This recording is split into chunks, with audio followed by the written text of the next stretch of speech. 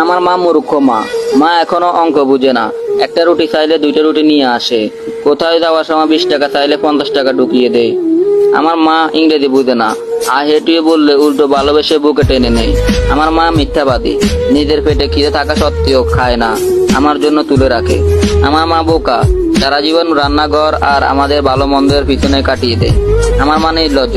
কতবার মাকে বলি আমার জিনিসে হাত দিবে না, তবুও মা নিজের হাতে আমার এলোমেলো জিনিসগুলো গুছিয়ে রাখে। আমার মা বেহায়া। আমি কথা না বললেও জোর করে এসে বেহায়ার মতো গায়ে পড়ে কথা বলে। রাতে ঘুমের ঘরেও আমাকে দরজা দিয়ে উকি মেরে দেখে দেয়। আমার মায়ের কোনো কমন সেন্স নেই। প্লেটে খাবার কম দেখলে কেমন জানি করে। খোকা, খাবার এত কম কেন? এই বলে প্লেটটা ভর্তি করে দেয়। এত খাবার পরেও মায়ের চোখে যেন আমি কতদিনের না খাওয়া। আমার মা কেয়ারলেস। নিজের কোমরের ব্যথা, পিঠের ব্যথায় দুঃখে দুঃখে মারা গেলেও কখনো ওষুধের কথা বলে না।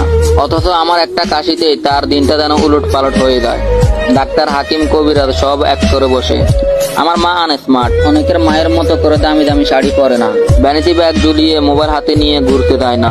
সারাদিন শুধু রান্নাঘর আর আমাদের ভালো মন্দের চিন্তায় পূর্ণ হয়ে জীবনটা কাটিয়ে দেয়। আমার মা স্বার্থপর। সে নিজের সন্তানের জন্য দুনিয়া সবকিছু ত্যাগ করতে পারে। ভালো থাকুক দুনিয়া সকল মা।